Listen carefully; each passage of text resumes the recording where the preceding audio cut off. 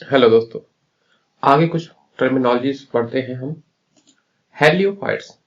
Helio fight का मतलब plant, तो ऐसे प्लांट्स जो क्या है sun loving.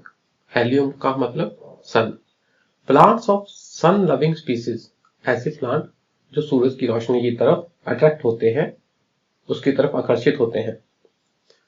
Require intense light, इनको बहुत ज्यादा सूरज की किरणें चाहिए होती। Intense light for normal development. For example rice हो गया, वीट हो गए, कॉटन, शुगर केन, ये है हेलियोफाइट्स। आगे है जी शियोफाइट्स। शियोफाइट्स, शियो का जहां मतलब है shade. Shade plants which are shade loving and require less light intensity. इनको क्या पसंद है? शेड, छाया। आगे है जी हेलियोट्रोपिज्म। हेलियोट्रोपिज्म, हेलियो का मतलब क्या था? सन की रोशनी। It is the movement of the plant parts towards the sun. भी प्लांट क्या है? सन की तरफ मूव करते हैं, जैसे सनफ्लावर हो गया। तो आप देखना कि इनके जो फ्लावर्स होते हैं वो सूरज की तरफ झुके हुए होते हैं। हेलियोट्रोपिज्म। जियोट्रोपिज्म, एक growth movement in response to gravity. इनकी ग्रोथ कैसी होती है? ग्रेविटी के हिसाब से। फॉर एग्जाम्पल ग्राउंडनट हो गया, groundnut peg penetration into the soil. तो जो हमारी मूंगफली है उनकी जड़ें ग्रेविटी के हिसाब से ठीक पेनिट्रेट हो जाती हैं। ह्यूमस, आपने क्या ना इनका मतलब मेन समझ लेना है, ज्यादा डीप नहीं जाना। ये ह्यूमस इंपॉर्टेंट है, जो मैं इंपॉर्टेंट बता दूं उसको थोड़ा फोकस करके पढ़ लेना हमने। ए ब्राउन और black organic substance consisting of partially और होली डिकेड वेजिटेबल और एनिमल मैटर। देखो, जो हमारा वेजिटेबल मैटर है ना, एनिमल का जो एक्सक्रीटा है या डेड एनिमल है, तो उसमें ऑर्गेनिक सब्सटेंस होता है। तो जब वो ऑर्गेनिक सब्सटेंसेस का क्या होता है? डिकम्पोजिशन, तो फिर क्या होता है? चाहे वो डिकम्पोजिशन पूरा हो चाहे पार्शियली हो, तो उसे न्यूट्रिएंट रिलीज होते हैं। That provides nutrients for plants and increases the availability of soil to retain water. तो जमीन में न्यूट्रिएंट्स ज्यादा हो जाते हैं और सॉइल की जो कहते हैं टेक्सचर है वो भी अच्छा हो जाता है। उससे क्या होता है? उसका वाटर होल्डिंग कैपेसिटी बढ़ जाती है सॉइल की। ह्यूमस, ब्राउन या ब्लैक कलर का ऑर्गेनिक सब्सटेंस। आगे है जी मल्चिंग। मल्चिंग क्या है? जैसे हम जो हमारे मान लो पेड़ की टहनियां हैं, पत्ते हैं, और ऐसे वेजिटेबल्स जो हमारे है ना, उनका बचा कुचा, या इवन तक कि कभी कभी प्लास्टिक भी, तो उनको अब क्रश करके थोड़ा सा बढ़ा देते हैं, छोटे छोटे टुकड़े बना देते हैं, तो सॉइल के ऊपर ऐसे फैला दो। उससे क्या होता है कि जब आप पानी दोगे पौधे को तो पानी वाष्प बनकर, वेपर बनकर कम ऊपर जाएंगे। ठीक है। Practice of covering the soil surface with materials like, ठीक, सॉइल को किससे कवर कर देना है? प्लांट के रेजिड्यू से, स्ट्रॉ से, पत्तों से, प्लास्टिक फिल्म से। किसके लिए?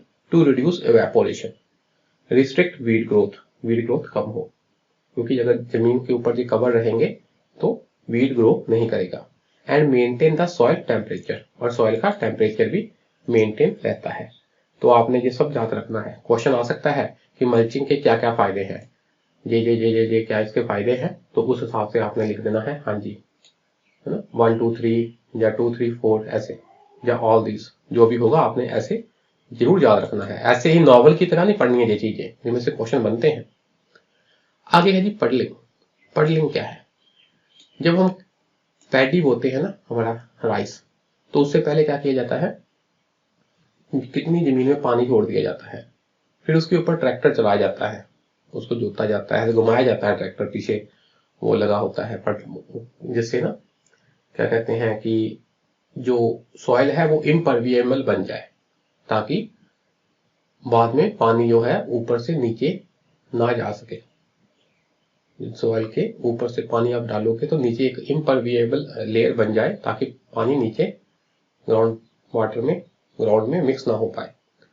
तो जिसे पंजाबी में हम कह देते हैं कद्दू करना। आप देखना कि जब पैडी बोने से पहले कितने खेत पे पानी बोकर उसमें ट्रैक्टर से चलाया जाता है, बार बार इधर से उधर, उधर से इधर, मतलब पानी, खड़े पानी में हल चलाना कह लो आप। हाँ जी, उसे कहते हैं puddling. It is the ploughing, ploughing मतलब हल चलाना, हल जोतना। Ploughing operation carried out in stagnated water, खड़े हुए पानी में। Stagnated water conditions to create an, किसके लिए, impervious layer below the plough pan, ठीक है ना। तो नीचे क्या है, इम्परवियस लेयर बन जाए। इम्परवियस लेयर मतलब जिसके नीचे पानी ना जा पाए, ठीक है जी। तो इसी के साथ ये हमारा लेक्चर खत्म होता है, ये चैप्टर खत्म होता है। तो दूसरा चैप्टर शुरू करते हैं जी हम। आइए जी, health effects of various pollutants, different प्रकार के पोल्यूटेंट्स है, उसके क्या क्या हेल्थ इफेक्ट हो सकते हैं। इंपॉर्टेंट है, ऑब्जेक्टिव क्वेश्चन भी आ सकता है, सब्जेक्टिव भी आ सकता है। पहला है जी मरकरी। मरकरी पारा पोल्यूटेंट है। Major source of mercury is the industrial waste, industry से आने वाला वेस्ट, ये इसका मेन सोर्स है। That enter into our water bodies, तो जो हमारे वाटर बॉडी में एंटर कर जाता है, ठीक। इंडस्ट्री से आया पोल्यूटेंट तो पानी में एंटर कर गया। Here it is mainly found in the form of methyl mercury, तो किस कंपाउंड में होता है ये, basically methyl mercury. Vapour of methyl mercury is very poisonous, बहुत ज्यादा जहरीला, ठीक, बहुत ज्यादा जहरीला। And can even cause death on inhaling, अगर इसको आपने सांस के द्वारा अपने अंदर ले लिया, बॉडी में चला गया, तो डेथ भी हो सकती है। अदर हेल्थ इफेक्ट्स इंक्लूड, कौन कौन से, न्यूरोलॉजिकल मतलब दिमाग से संबंधित, and behavioural disorders may be observed after inhalation, ठीक।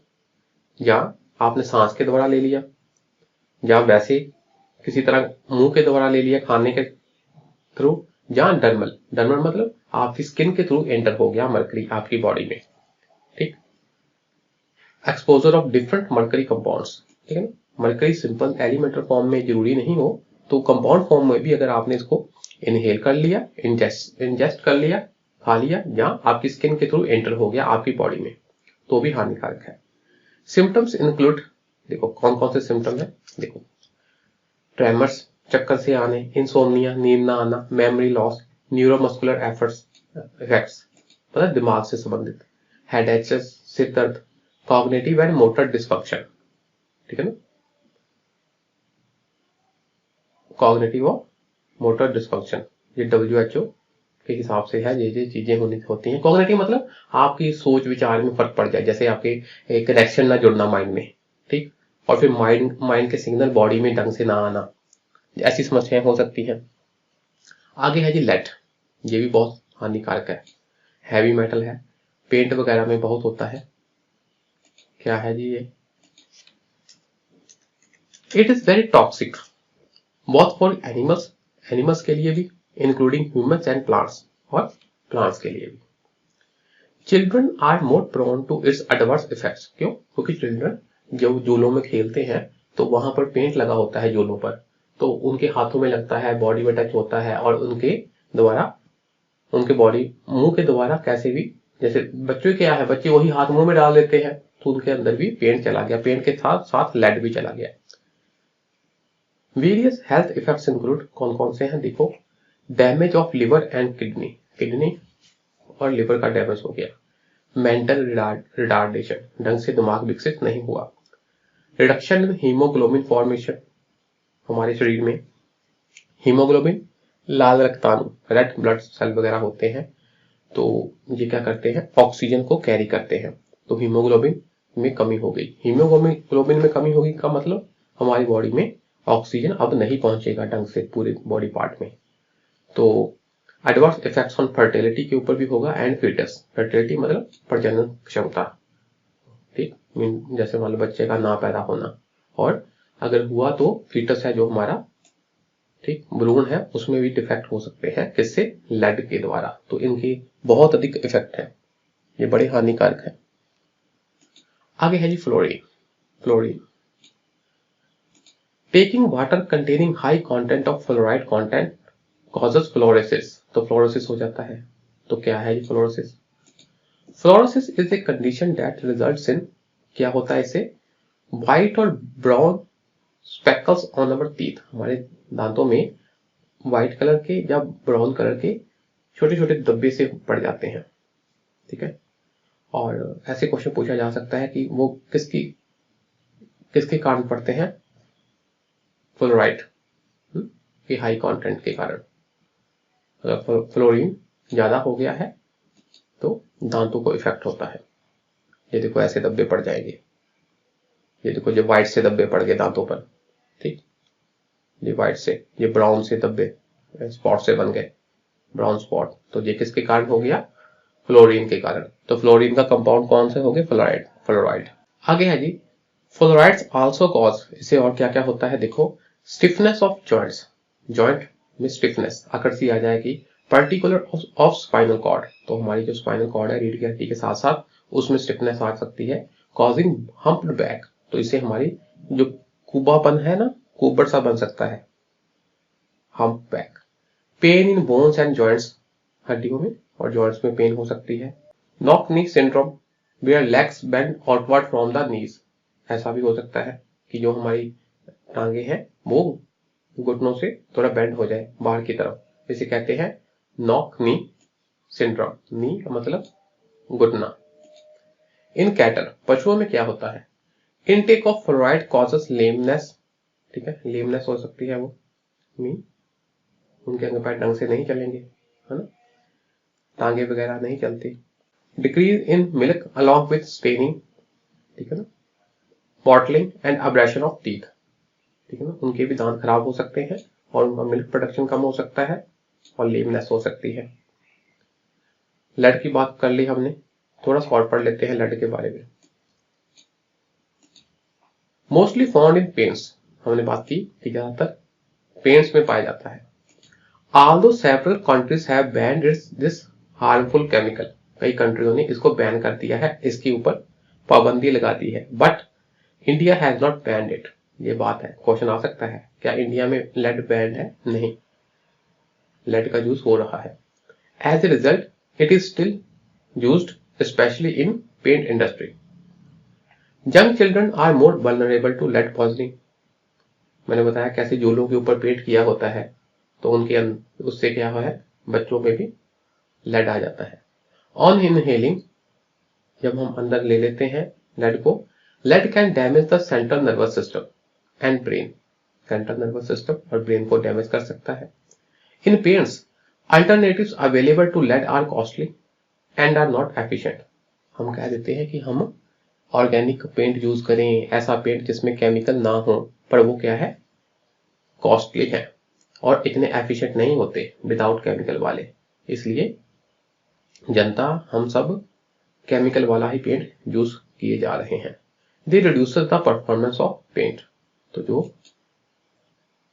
अल्टरनेटिव्स हैं वो क्या है, पेंट की क्वालिटी भी गिरा देते हैं, इसलिए केमिकल वाले पेंट जिंदाबाद है। आगे है जी ट्रांसफैट। ट्रांसफैट बहुत इंपॉर्टेंट टॉपिक है जी, इसके ऊपर प्री में मेंस में क्वेश्चन आने की संभावना है। क्या है ट्रांसफैट? हमारे भोजन में बहुत है इसका लेन देन, तो क्या इसको कैसे कम करना चाहिए, क्या इसके हेल्थ इफेक्ट्स हैं? Most of our vegetable oils are liquid in form, तो जो हम सब्जियों से तेल निकालते हैं वो क्या होते हैं, ज्यादातर लिक्विड होते हैं। अच्छा जी, अब लिक्विड का क्या सिस्टम है ना, लिक्विड को हम ट्रांसपोर्ट करने में हमें प्रॉब्लम आती है, तो हम क्या करते हैं, इसमें केमिकल डालकर इसको सॉलिड बना देते हैं। अगर सॉलिड होगा, जैसे आपके घर में भी है घी का एक टुकड़ा काट के रख दो कहीं, अगर सॉलिड है तो, अगर लिक्विड है तो आपको परेशानी आएगी, आपको कोई डब्बा चाहिए होगा, है ना, जहाँ किसी तरह उसको प्रॉपरली, जैसे पीछे कंपनियां हैं उसको प्लास्टिक के, हार्ड प्लास्टिक में उसको पैक कर देती हैं, तो लिक्विड को स्टोरेज में, ट्रांसपोर्टेशन में प्रॉब्लम आती है। टू इंक्रीज, है ना, इसकी सेल्फ लाइफ इंक्रीज करने के लिए इसको क्या कर देते हैं हम, सॉलिडिफाई कर देते हैं, तो इन तेलों को, and increasing there shelf life, इसकी सेल्फ लाइफ बढ़ जाए ताकि जल्दी खराब ना हो। देयर हाइड्रोजनेशन इज डन, तो क्या कर दिया जाता है, हाइड्रोजनेशन, मीन इसमें हाइड्रोजन ऐड कर दो। इन दिस प्रोसेस, हाइड्रोजनेशन में क्या होता है, hydrogen is added to the oils, oil में हाइड्रोजन ऐड करके उसको सख्त बना दिया जाता है। During hydrogenation trans fats are formed, ये इंपॉर्टेंट पॉइंट है। तो जब हम हाइड्रोजनेशन खुद से करते हैं तो उस समय ट्रांस फैट फॉर्म होती है। फॉर एग्जाम्पल वनस्पति ऑयल, तो जब हम वनस्पति ऑयल को बनाएंगे तो उस दौरान ट्रांस फैट भी फॉर्म हुई। अब ट्रांस फैट क्या है, दिस ट्रांस फैट्स कॉज, असमें ट्रांस फैट का ना एक अपना मीन वो है, इसकी केमिस्ट्री है कि इसके बॉन्ड क्रॉस होते हैं, पैरेलल होते हैं, ऐसे हमने उसमें नहीं जाना। This trans fats cause serious health effects that include, क्या हो जाता है इससे हमको, डायबिटीज हो सकती है, हार्ट डिजीजेस, बहुत ही ज्यादा मेजर कॉज है हार्ट डिजीज का trans fats, and cancer as well, तो कैंसर भी हो सकता है। Government has taken several efforts to regulate use of trans fats, तो गवर्नमेंट तो कहा है कि भाई साहब इसको रेगुलेट करो, तो ये आपको मेंस में क्वेश्चन आएगा भी गवर्नमेंट ने, सरकार ने कौन कौन से स्टेप लिए हैं। First in 2008 it is notified, क्या क्या किया है सरकार ने, सरकार रूल लेकर आई है, द रूल्स टू लेवल food that contains trans fats. तो पहले कहा गया है कि आप क्या करें, लेबलिंग लगाओ, अगर फूड में ट्रांस फैट है तो उसके ऊपर लेबल लगा होना चाहिए, हाँ भी इसमें ट्रांस फैट है। तो इससे क्या होगा, thus making aware the people the food and their trans fats, भी अगर लेवल लगा हो तो जनता को पता होगा, हाँ भी ये कैसा फूड है, इसमें कितना ट्रांस फैट वगैरह है। These days government is restricting the use of trans fats in food by prescribing upper limits of its use in food in a time bound manner। इस लाइन को समझिए कि गवर्नमेंट ने फुली बैन नहीं किया trans fat को, पहले कह दिया कि आपने लेबल लगाना है। आजकल क्या है, गवर्नमेंट इसके यूज को रिस्ट्रिक्ट कर रहे हैं, कैसे कि आपने पहले तो कम से कम इतना परसेंट तक लेकर आओ, कम करो, फिर और कम करो, फिर और कम करो, जैसे 3 सालों में आप 5% तक ही ले आओ, है ना, अगले फिर 2-3 सालों में फिर 2% 3% तक ले आओ। ये एग्जैक्ट डाटा मैं नहीं बता रहा, बस एग्जांपल है कि आपने समय के हिसाब से ट्रांस फैट फूड में धीरे धीरे कम करनी है, तो ऐसे टाइम बाउंड आपको टारगेट दिए गए हैं। तो ये बात याद रखनी है कि ट्रांस फैट बिल्कुल बैन नहीं है, बस ये है कि सरकार नियम लेकर आ रही है कि आपने कम करनी है, अपर लिमिट तय की गई है, कैसे, टाइम बाउंड मैनर में। Junk food contains high amount of trans fats, ये भी एक बात है। तो जो हम जंक फूड खाते हैं, टिक्की बर्गर, ये जो स्ट्रीट फूड होता है ना, उसमें काफी जो टिक्की बर्गर वगैरह, चाउमीन वगैरह, इसमें काफी ट्रांस फैट होते हैं, काफी तेल डालते हैं आपके सामने। These foods are poor in nutrition, इसमें इतना न्यूट्रिशन नहीं होता जो हम ये खाते हैं जंक फूड। होता क्या है कि इसमें काफी साल्ट और शुगर वगैरह होते हैं, तो हमको एकदम शुगर रश मिलता है, वो खाने में थोड़ा टेस्टी होते हैं हम। और एनर्जी की बात करें, न्यूट्रिशन की बात करें तो कोई इतना नहीं होता।